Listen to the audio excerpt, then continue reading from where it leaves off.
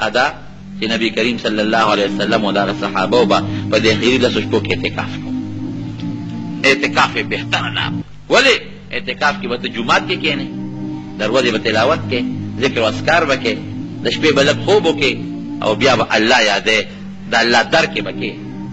لیلة القدر شپه به هم پکې لاندې کې، ځکه لس شپې اعتکاف دی.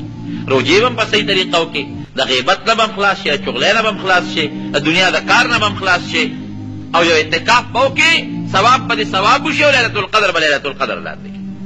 نبی کریم صلی الله علیه وسلم چې د رمضان روجې کله فرض شوي دي نو هر کال اعتکاف کړی دی. یو کال څه عذر و د هغې د وجې نه اعتکاف ونه کو، نو په بل کال کې 60 شپې اعتکاف بیا نبي علیه السلام کړی دی.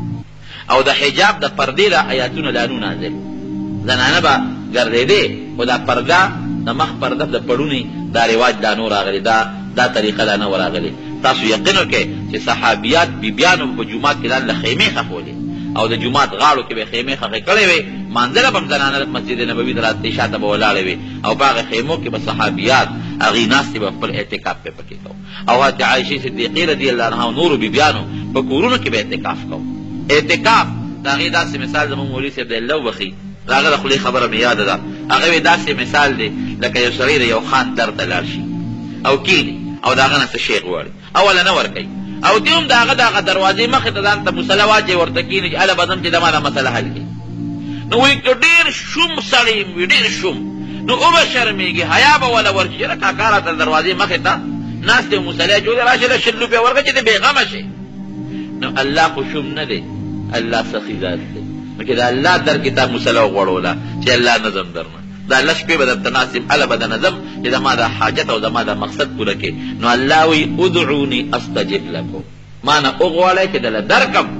الله سخي دې شوم نه دی او چې لس ورځې تا کور پرېښود، بیبي دې پرېښوده، بچي دې پرېښوده، د دنیا کاروبار دې پرېښود او په سچ اعتکاف ته کېناستې او د الله عبادت دې شروع کړو، نو مقصد به د رب العالمین په خپله پوره کړي. لیلة القدر به هم لاندې کړي او مقصد به دې الله پوره کړي. خو اعتکاف ګورې وروڼو یاد وساتئ، دا د رمضان د اعتکاف په دې اخیري لسو شپو کې سنت علی الکفایه، یعنی په محله کې په جومات کې یو کس به خامخا اعتکاف کوي او که یو کس هم په جومات کې اعتکاف ته کېنناست د ټولو غاړه بنده شوه، بلکې علما لیکي په بیه څوک ونیسئ په اعتکاف ته کېنوئ او د دنیا خبرې ګپې شپې په اعتکافونو کې ګورې نه کوئ. زه دې نه هم خبر شوی یم، دا هم راته پته لګېدلې ده چې په اعتکاف دوران کې کم کس ناست دي، نور ملګري وله راځي او ګپې شپې ورسره لګوي.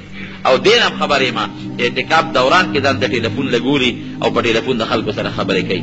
دا یاد وساتئ اعتکاف ورې پوره پرهیز غواړي، مکمل پرهیز.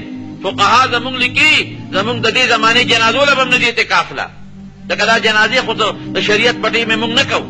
ورېږه پلانکې را روان دي صبر وکړه، ورېږه پلانکې را روان دي صبر وکړه، دا ورېږه خلک یې ګوري کله مخکې او کله وروستو. شرعي جنازه خدا چې جنازه حاضره شوه چې بس فوري او انتظار پکې نه چا سره خبرې نه ته چا سره اتري، نیغ به ځې او نیغ به راځې. زمونږ هغه قصه نه کېږي پلار یو سره ګپ شپ لګاوه بل سره ګپ شپ لګاوه. نو اعتکاف کې چې څوک هم کېنه چې ځان سره ټلیفون یا دا موبایل ولا هغه خو نن سبا هر چا سره په جیب کې دی چې دا ځان سره په اعتکاف کې قطعا کېنوي چې په هغه ټلیفون یا په هغه موبایل د خپل کور سره او خلکو سره ګپې شپې دا قصې پیزا خو تازې شوه لکه چې د جومات په دیوال ولاړې او څوک بار ولاړې ورسره ګپ شپ لګي. داسې ده که نه؟ یا د دلته ناستې په ټلیفون خلکو سره خبرې کوي، په چارده کې ناستې، هغه په کور کې ناستې، او یا داسې مثال دی لکه چې کور ته په دیوال سر ور اوچت کړه او ښځې سره ګپ شپ لګي، یا جومات په دیوال ورته ودرېږي په لاره خلک دي او ګپ شپ ورسره لګي. دا شو ته مه جوړوئ، سور ته مه جوړوئ. اعتکاف د الله د رضا دپاره دا کوشش وکړئ چې زه پې خپل رب راضي کړم، خپل الله پې راضي کړم. نو اعتکاف په 20مه روژه باندې د انور پرېوتو نه مخکې کېناستېدل پکار دي، او چې کله د اختر اعلان وشو نو بیا د اعتکاف نه پاڅېدل پکار دي. نو اعتکاف په دې مشي د فضول ګپ شپ نه به خلاص شي، عبادت به هم پکې وکړې، په هغې کې به تلاوت هم وکړې، او انشاءالله چې د الله فضلي لس شپې به عبادت وکړې. د هرې شپې نقه نیت کوه یاره انشاءالله چې بېګاله به لیلة القدر وي، نو پروردګار به د هغه لسو شپو د لیلة القدر اجرونه درته نصیب کړي. او بهترین څیز چې درته وښیم په رمضان کې هغه صلات تسبیح دی. دا خو چېرونو بلکل ګورې پرې نه دی.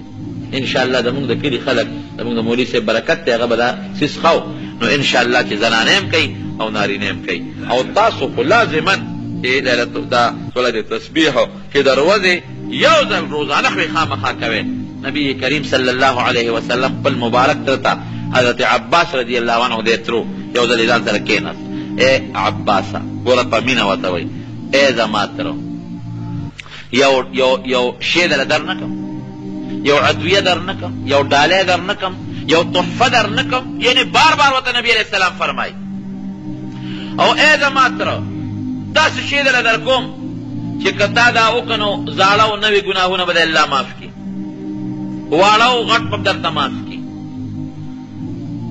واړه او غټ، زاړه او نوي، دا ټول لس قسمه ګناهونه نبی علیه السلام مبارک ورته یاد کړل، دا به ته رب العالمین معاف کړي.